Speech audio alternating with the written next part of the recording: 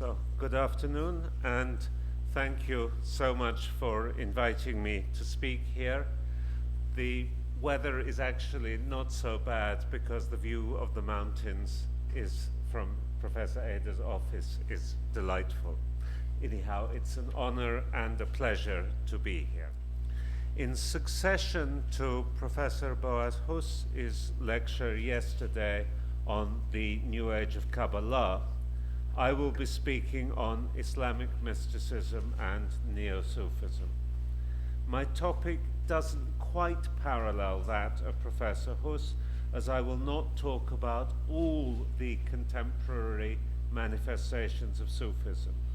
Neo-Sufism is one form of modern Sufism, distinguished by being trans-regional, eclectic, and hybrid. I will start with a discussion of the possible meanings of the term mysticism in an Islamic context, and then move on to a discussion of classic Islamic Sufism. These two parts of my lecture will serve as a basis for the third part, in which I'll discuss Neo-Sufism itself, looking at its origins, its development, and its current forms. To start with terminology, mysticism is not, of course, an Islamic term. The complex of ideas and practices indicated by the term in non-Islamic contexts are, however, also found in Islam, and I suspect that the mystical experience of Muslims does not differ greatly from that of other human beings. I say that I suspect this because, as a scholar, I cannot actually know. The interior experience of any other human being is hidden from me, and even my own interior experience is not reliable research data. The general view is that we cannot study an experience, but can merely study how the experience is understood, and perhaps how it is produced. That's to say, we can only study related ideas and practices. Despite this, it's dangerous to ignore the mystical experience altogether, because this can suggest that it's all about ideas and practices. In fact, it's about ideas and practices and experiences, even if we cannot study the experiences directly. The term mysticism has meant many things in Western scholarship, but one of its root meanings, that current when it was first applied in an Islamic context by French and British scholars in the 1670s and 1680s, is certain varieties of practice aimed at overcoming the separation between the individual soul and God in this existence. In the 18th century, this form of mysticism was especially associated with the names of the priest Miguel de Molinos in Italy and Bishop François Fénelon in France, both of whose doctrines were ultimately condemned by the Catholic Pope. Their theology and philosophy had its roots in a tradition passing back through a 15th century French monk, Hugh of Balma, to an early Christian theologian, Dionysius the Pseudo-Areopagite, who was active in the late 5th or early 6th century. One of Dionysius's key texts is Perimistiges Theologiae, on mystical theology. This, like much of Dionysius's work, is very much in the Neoplatonic tradition of late antique philosophy. Plotinus and Proclus are here the key names. One way of understanding mysticism, then, is as a development of late antique Neoplatonism. There are, of course, several other ways of understanding mysticism. This is not meant to be an exclusive definition. Neoplatonism is to be found in early Christianity, in Dionysius, and in later Christianity, in De Molinos and Fénelon. It is also to be found in Islam. The key Greek texts were translated into Arabic in the 9th century, and their influence on much subsequent Arab philosophy, both Muslim and Jewish, is very strong. One of the greatest Arab philosophers, Ibn Sina, who died in 1037, for example, is very much a Neoplatonist. So is Ibn Arabi, who died in 1240.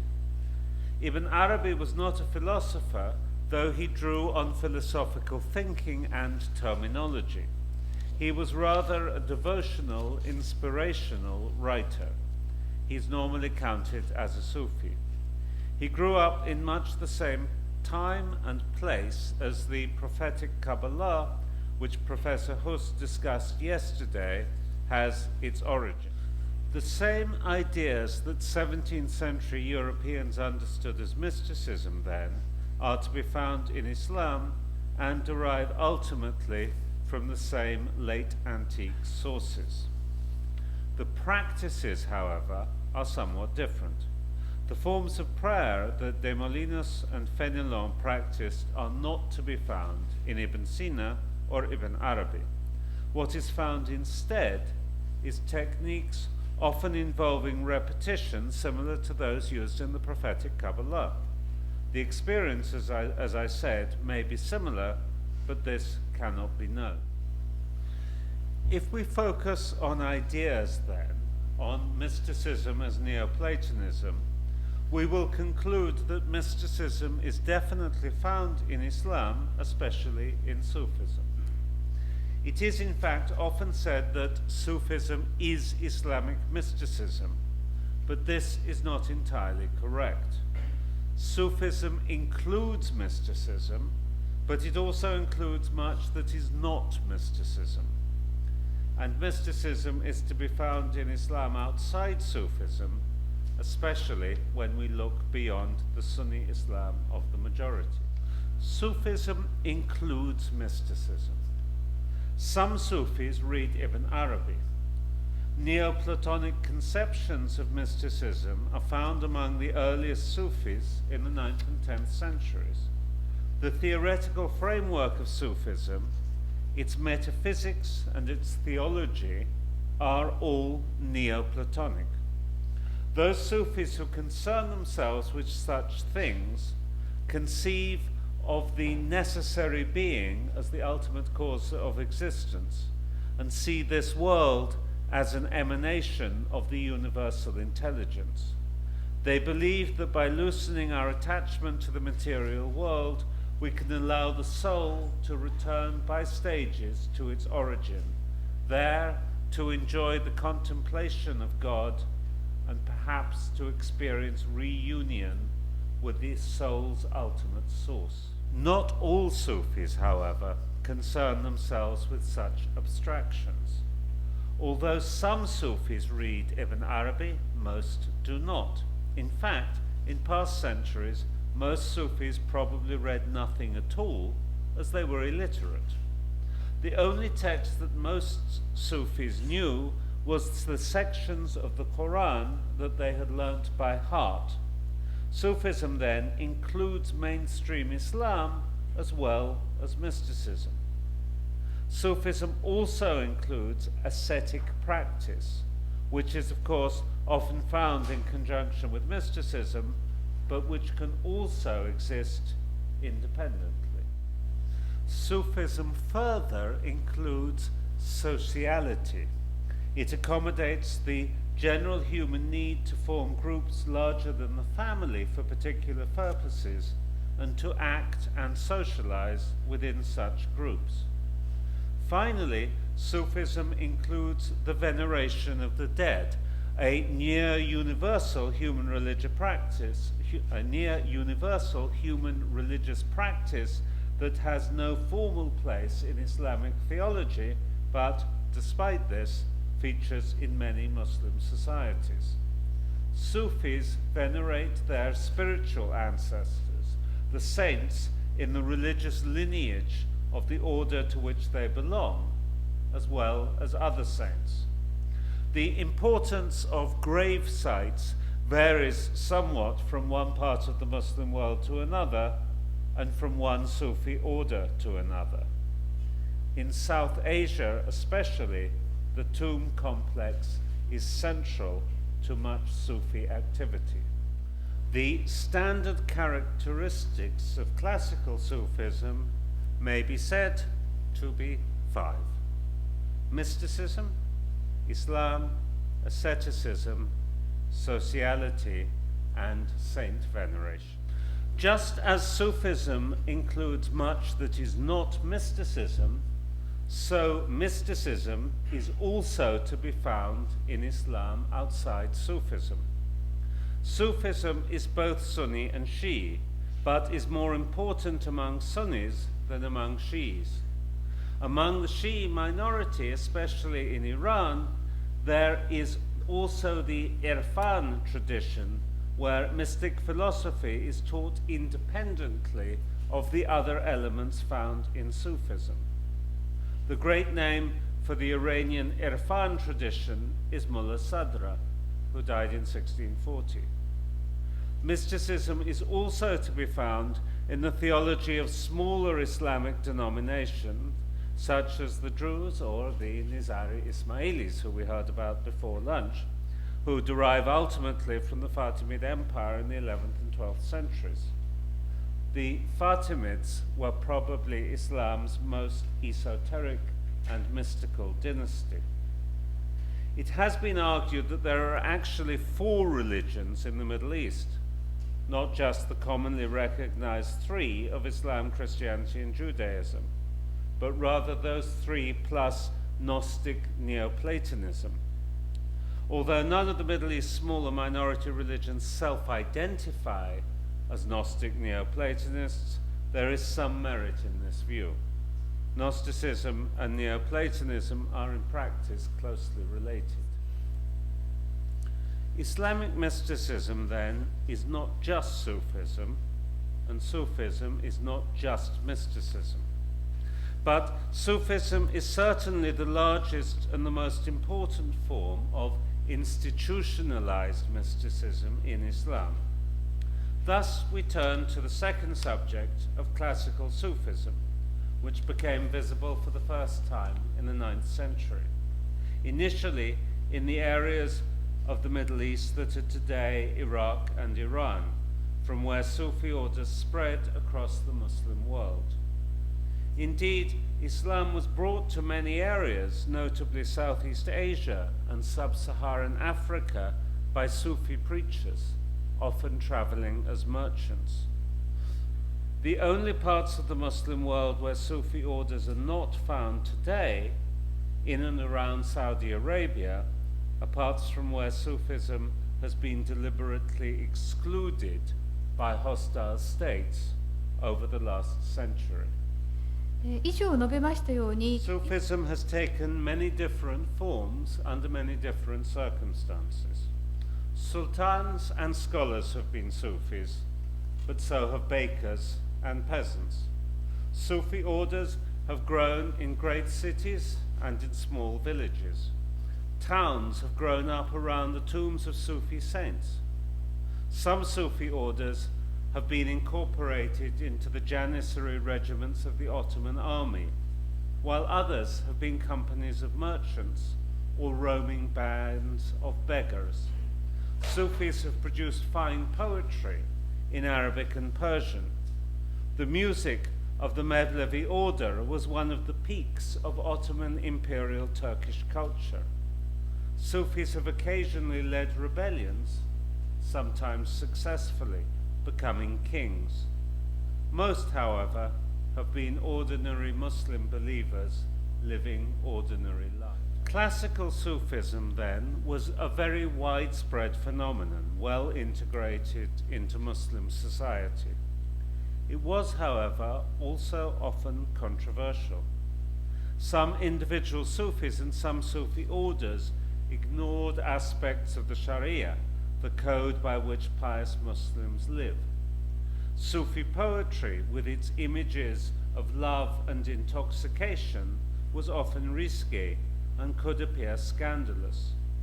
There were concerns about the mixing of the sexes at the festivals held to mark saints' anniversaries. Some Sufi practices and some Sufi theology seemed to have little justification in the Quran and the Hadith, the canonized texts of Islam. The veneration of Sufi saints and of living Sufi masters looked to some like the worship of beings other than God, which Islam very specifically prohibits. Initially, these were the concerns of a minority. Sufism was very much of the establishment, both religious and political, and challenges to Sufism were also challenges to the establishment. In the early 14th century, one of the most outspoken early critics of the Sufis, Ibn Taymiyyah, ended up in jail in Damascus, deprived of writing instruments for his pains. During the 19th century, however, those Muslim states that had escaped occupation by European powers launched reform programs comparable to the Meiji Restoration in an attempt to maintain their place in the world. The religious establishment was irretrievably weakened by these reform programs, and the concerns and values of the political establishment shifted. Sufism seemed inextricably associated with the old order, a superstitious relic of ignorance, an obstacle to progress, rather as the Kabbalah seemed to the Jewish reformers of the Haskalah, as we heard yesterday. The critics of Sufism were now generally welcomed by the new establishment. Progressive lawyers with degrees from French universities had little understanding of or sympathy with its ideas or worldview. If anything, they were more inclined to pay attention to the scripturally based criticisms of religious revivalists such as the Wahhabis in the Arabian Peninsula. By 1950, Sufism in the Muslim world was a shadow of its former self, ignored or actively undermined by the new state elites and their religious establishments, and attacked by religious reformers. It was found increasingly in poor and rural circumstances.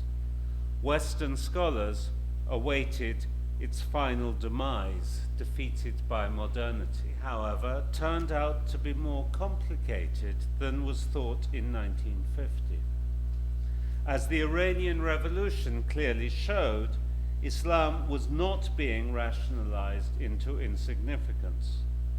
The resurgence of Islam, initially most visible in politics, soon became visible also in society. Somewhat unevenly from country to country, personal religious practice became more careful, and public piety became the new norm. Some Sufi orders began to expand again, sometimes in classic form and sometimes in new forms. Perhaps the most successful of all the orders that kept close to classic forms was the Doshisha in Morocco, which today has a major presence. The Doshisha is courted by the Moroccan state, partly as an alternative to the political Islam and Salafism that the state sees as its major enemy, but also because it is too big and too influential to be ignored. The Gulen movement in Turkey, in contrast, does not at first sight seem to be a Sufi order, but is understood by some as a repackaging of Sufism in new forms. This point can be argued, but there's definitely something to it.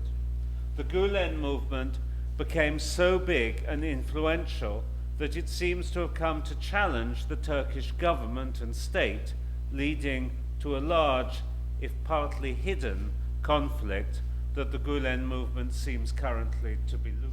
The Doshisha and the Gulen movement are both examples of modern Sufism. The Doshisha is modern because, although in many ways hard to distinguish from a major Sufi order of 1750, its senior ranks contain too many French-speaking former socialist intellectuals, too many holders of PhDs from Western universities, and too many yoga practitioners, and its organizational structures are too complex. It displays, however, all 5 standard characteristics of classical Sufism: mysticism, Islam, asceticism, sociality, and saint veneration. The Gulen movement is modern because its repackaging of classic Sufism is so general that it's not obvious that it's even a Sufi order any longer. Like the Doshisha, however, it too displays all 5 standard characteristics of classical Sufism, though saint veneration is somewhat less emphasized. Neither the Doshisha nor the Gulen movement, however, are really comparable to the eclectic, syncretic, and hybrid contemporary Kabbalah that Professor Hus spoke of. What is comparable is Neo-Sufism, the topic to which this lecture will now turn. Neo-Sufism differs from other forms of Sufism in that it is inherently trans-regional, eclectic, and hybrid. The slow merging of formerly separate regional systems into one single global system is one of the most significant dynamics of recent centuries and is one major driver of modernity.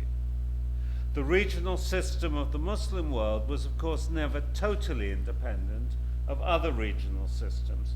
It drew on the late antique world for its philosophy, as we've seen, and it traded with both China and Europe, coming to make its own paper after Chinese models and its own firearms after European models.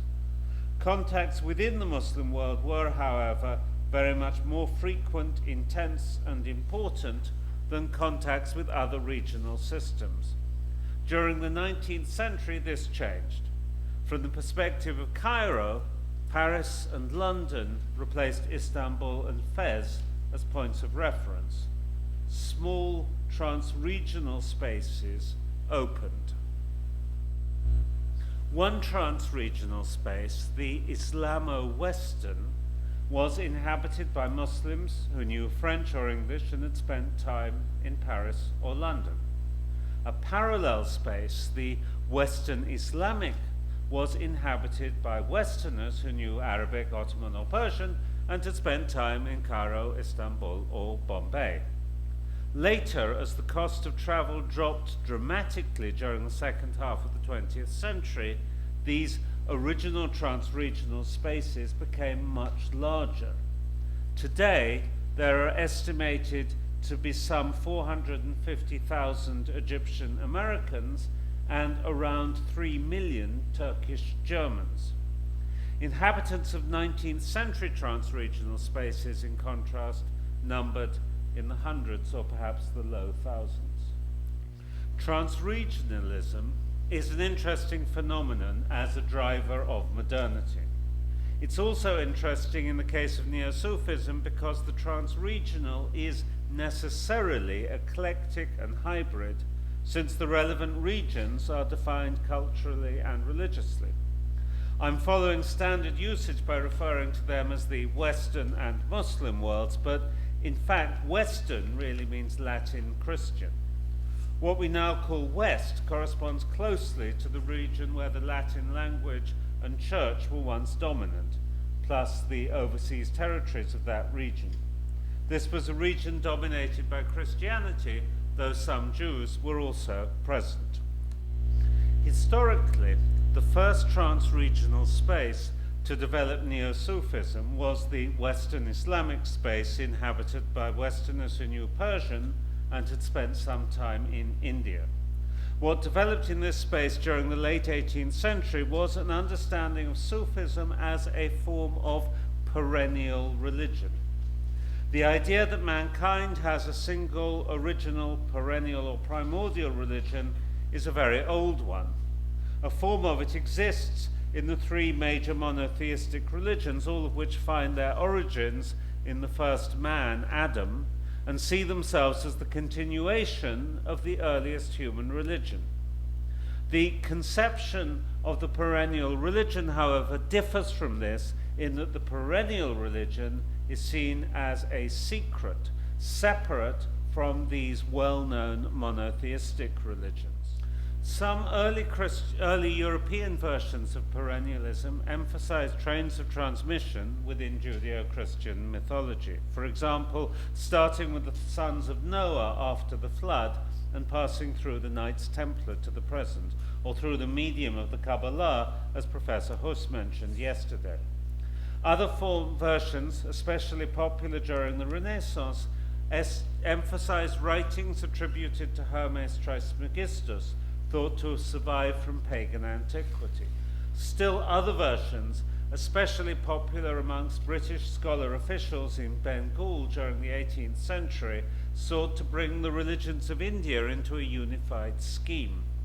These efforts were the direct ancestors of today's respectable academic discipline of the history of religions. The great name here is that of Sir William James, who's also generally credited with the founding of the science of comparative linguistics. These early scholars sometimes made path-breaking discoveries, as when Jones identified the Indo-European language family, but sometimes they got things wrong, as when Jones identified the origins of the Japanese in Hindus of the martial class. Jones wrote relatively little on Sufism, but his view of it, expressed in 1789, was nevertheless influential in two respects. Firstly, he saw Sufism as perennial religion, as a survival of the primeval religion of Iran, developed by Persians and Hindus and transmitted to ancient Greece. Secondly, he saw the essence of Sufism as a pared-down monotheism almost identical to the religious system then known in England as theism. Theists, who included Jones's father's friend Sir Isaac Newton, believed in one God as creator, but didn't attach much importance to the details of Christian mythology, including Jesus. They believed in the importance of love of God, but not especially in the details of Christian ritual.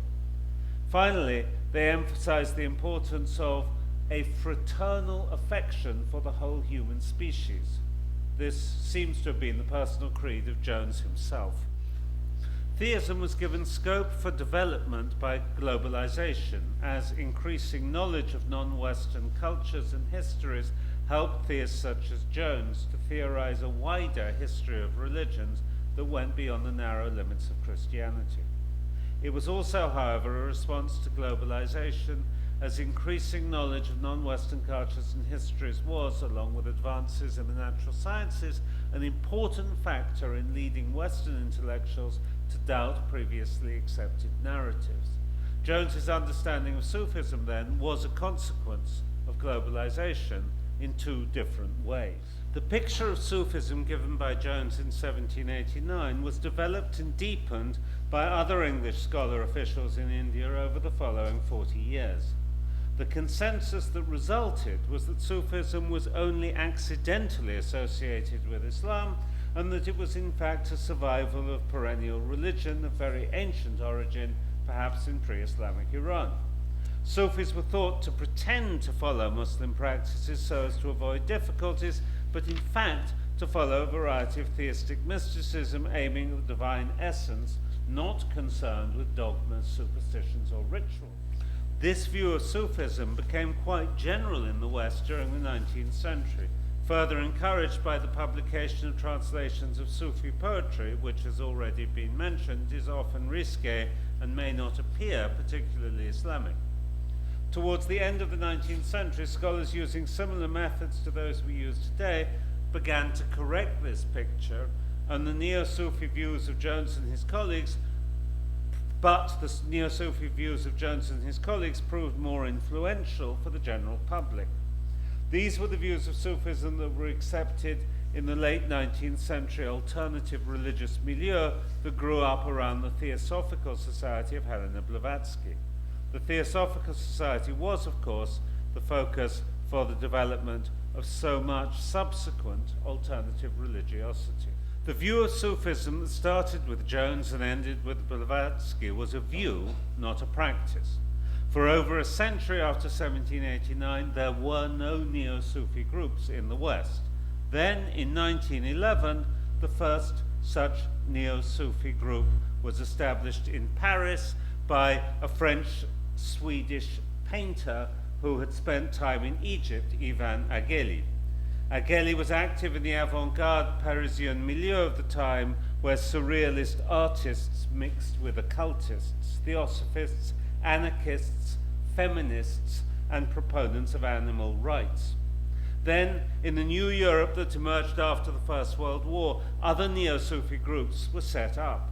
In 1918, a German who had spent time in Turkey, Rudolf von Bettendorf, established a Sufi-inspired group in Munich. In the 1920s, an Indian musician who had spent time in America, Inayat Khan, established a so-called Sufi movement in London. In 1922, a Greek, Armenian, Russian religious teacher, Georges Gurdjieff, established a partly Sufi-inspired group in Paris. Finally, in 1934, a German-Swiss commercial artist who had spent time in Algeria, Fridtjof Schumann, established a Sufi order in Basel, Switzerland. Most of these Neo-Sufi pioneers were inhabitants of Western Islamic trans-regional space. Khan, in contrast, was an inhabitant of Islamo-Western trans-regional space. His understanding of Sufism, however, derives from the Western Islamic space, probably from contacts and reading in New York before the First World War. Gurdjieff, in turn, demonstrates the problem with binary systems of analysis. His native Russian Armenia doesn't fit neatly into either the Islamic or the Western region. Though Christian, it was not Latin. These early Neo-Sufi groups were very diverse. Ageli's group didn't survive long enough to develop a clear profile, but probably mixed Sufism with French esotericism. One of its members, the French writer René Guénon, later developed a distinctive view of perennial religion and temporal cycles that drew heavily on Neo-Hinduism. Guénon, however, moved from Paris to Cairo, where he lived as a Sufi. His writings remain very influential today. Ageli's group, then, had only one of the 5 standard characteristics of classical Sufism, mysticism. To this, Guénon added Islam. Von Bettendorf quickly lost control of his group, which is remembered not because of Neo-Sufism, but because one of its members founded what became the Nazi Party. The only characteristics of classical Sufism which there's any trace in his group are mysticism and perhaps sociality. Inayat Khan's Sufi movement became increasingly theosophical in its emphases, with the Islamic elements that had been present at the start becoming less and less important. By the time of Inayat Khan's early death in 1927, the only standard characteristic of a classical Sufism that remained was sociality, perhaps with a small degree of mysticism. The Sufi movement spread widely during the interwar period, supported by wealthy followers in the Netherlands. By the start of the Second World War, it had followers in the Netherlands, France, England, and the United States, and a small presence in several other countries. It remains in existence today. Gurdjieff's group, which became known as the Fourth Way, used Sufism primarily as legitimization and inspiration. Most of the Fourth Way has other origins, though these have still not been satisfactorily established by scholars. The Fourth Way, however, does display 3 of the standard characteristics of classical Sufism: a form of mysticism, asceticism, and sociality. By the start of the Second World War, the Fourth Way was established especially in France, England, and the United States. It, too, remains in existence today. Finally, Chouin's order, which became known as the Mariameya, drew primarily on Guénon for its theology, but was close to classical Sufism in its practice. It displayed all 5 standard characteristics of classical Sufism: mysticism, Islam, asceticism, sociality, and saint veneration. Islam was understood within the framework of Guénon's thought as a means to an end rather than as an end in itself, but was still present. The saints who were venerated were Chouin himself and, unusually for a Muslim group, the Virgin Mary. By the end of the Second World War, the Mariamea was established in France as well as Switzerland, and it too remains in existence today. At the start of the Second World War, then, Neo-Sufism was a small but well-established hybrid phenomenon with origins mainly in the Western Islamic trans-regional space. Its understanding of Sufism derived ultimately from Jones in 1789 and include other later elements. Theosophical Fakhan and the Sufi movement, still unidentified for Gurdjieff and the Fourth Way, and Guénonian for Shaw and the Mariamea. In terms of practice, the Mariamea approached the norms of classical Sufism. The Fourth Way drew on Sufi inspiration for its so-called sacred dances, and the Sufi movement drew little from classical Sufism, save for a few terms. All these early Neo-Sufi groups survived the Second World War and expanded during the 1960s and 1970s as alternative spirituality expanded throughout the West. Most adjusted to the hippie generation, but not all. The Mariamea regarded the social revolution of the 1960s and 70s as yet one more sign of the spiritual and intellectual decline of humanity. At the other extreme, one Californian branch of the Sufi movement established dances of universal peace that rivaled the Hare Krishna movement for the attention of the hippies of San Francisco. Neo-Sufism in the 1970s changed in response to the hippie generation and also in response to the growing importance of Sufi teachers from the Islamo-Western trans-regional space. It also changed in that the United States was becoming more important. During the interwar period, Neo-Sufi groups generally became established in Europe and then spread to the United States. During the 1970s, the United States was the point of origin of many new Neo-Sufi orders, including the first established in Philadelphia by Sri Lankan Tamil Bawa Muhyiddin in 1971. He was followed in 1976 by a Turkish Mevlevi Sheikh Suleiman Loras, and then in 1978 by another Turkish sheikh, this time of the Jerahi order, Muzaffar Ozak. Meanwhile, Neo-Sufism in Europe was also changed by the arrival of Turkish teachers, Ali Bülent Rauf in 1973 and Muhammad Nazim and Naqshbandi in 1974. In 1983, an Iranian sheikh who had had Western followers in Tehran, Javad Nurbakhsh, arrived in England, a refugee from the Iranian Revolution since 1979. Most of these Sufis from the Muslim world were initially welcomed by existing Neo-Sufi groups or their offshoots, notably by various branches of the Sufi movement. Followers of the Fourth Way were also sometimes important facilitators. In many cases, issues then arose over the question of the relationship between Sufism and Islam, and eclecticism reduced somewhat. Ali Bülent Rauf and Javad Nurbakhsh in England supported the Neo-Sufi understanding of Sufism as something separate from Islam, but even they ended up by partially Islamizing their followings, given their own ideas and practices were firmly rooted in classic Sufism. The other sheikhs all followed and taught mainstream Islamic norms of behavior, and so ended up with predominantly Muslim followings. No one was required to convert to Islam to join their orders, but most who joined their orders did, in the end, convert to Islam, sometimes following liberal interpretations and sometimes following more strict ones. Even so, Neo-Sufi ideas and emphases often remain.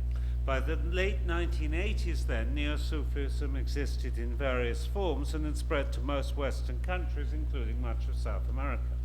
Since then, as mentioned earlier, trans-regional spaces have expanded enormously, and the distinction between regions has declined. In the 1920s, it was possible for a Westerner to visit the Muslim world once in a lifetime, but unusual. In the 1970s, it was possible for a Turkish sheikh to fly to New York occasionally, but still unusual. Today, a return air ticket from Germany or the Netherlands to Istanbul costs about 160 euros, a Skype call costs nothing, and much the same TV channels can be watched in Paris as in Casablanca. Many among the large Muslim minorities now found in most Western countries have trans-regional family and social networks. These conditions and these networks facilitate the spread of many types of Sufi order from the Islamic world to the West. Modern Sufi orders such as the Doshisha and the Gulen movement have a trans-regional presence, and so do some Sufi orders that wouldn't necessarily be classified as modern, such as the Murid of Senegal or various Sufi orders in rural Pakistan. These orders are in all respects classic Sufi orders and have little in common with the eclectic and hybrid Neo-Sufism that this lecture has been addressing. They do, however, inevitably come into contact with Neo-Sufism in the West, and it will be interesting to see how relations between these new entrants into the trans-regional Sufi field and older Neo-Sufism develops over coming years. If mysticism is understood in terms of Neoplatonism, it's found in Islam, especially in Sufism, though it's also found outside Sufism in the Iranian Irfan tradition and among small denominations such as the Nizari Ismailis, the Druze, and the Alawis. The existence of mysticism in Islam is explained by the transmission of much the same ideas as those that lie behind it in the West, but it's important not to ignore the mystical experience, even though this is not accessible to standard scholarly methods. Classical Sufism, with its 5 standard characteristics of mysticism, Islam, asceticism, sociality, and veneration, became very widespread in the Muslim world, found amongst rich and poor, educated and uneducated, urban and rural. The Sufi orders suffered, however, from the reform process of the 19th and early 20th centuries, reaching a low point around 1950. Since then, some modern Sufi orders, such as the Doshisha and the Gulen movement, have recovered and expanded.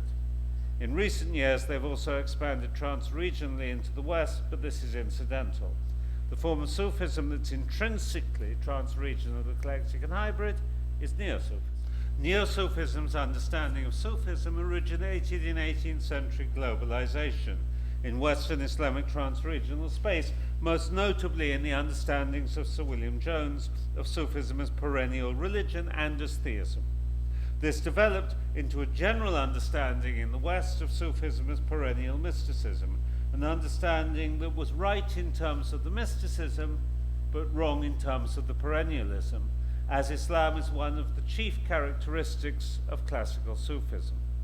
It was an understanding that also ignored asceticism, sociality, and saint veneration. This 18th and 19th century understanding of Sufism was put into practice during the early 20th century and lay behind the earliest Neo-Sufi groups, of which the Sufi movement, the Fourth Way, and the Mariamiyya have survived until today. These groups, especially the Sufi movement and the Fourth Way, provided fertile ground in the 1970s for new Neo-Sufi groups, this time led by Sufi sheikhs inhabiting Islamo-Western trans-regional space. Although some of the resulting groups adhered to the original view of Sufism as perennial rather than Islamic, most taught standard Islamic practice and so ended up with followings that were, in one way or another, Islamic. The result was 4 varieties of Neo-Sufi group: original non-Islamic, original Islamized, later non-Islamic, and later Islamized. In recent decades, this picture has been complicated by the dramatic expansion of trans-regional space, and so the expansion into this space of other Sufi orders, some modern and some less modern. Neo-Sufism, then, is a consequence of globalization, first visible in 1789. It shows how different regions, cultures, and religions can interact peacefully, producing new and hybrid religious syntheses appropriate for new times and for new needs. In today's often dark times, when conflict between regions and between religions is so often in the news, Neo-Sufism is perhaps a cause for some cautious optimism. So I would like to thank you for your attention, thank the interpreter for her amazing efforts, and thank the Center for inviting me.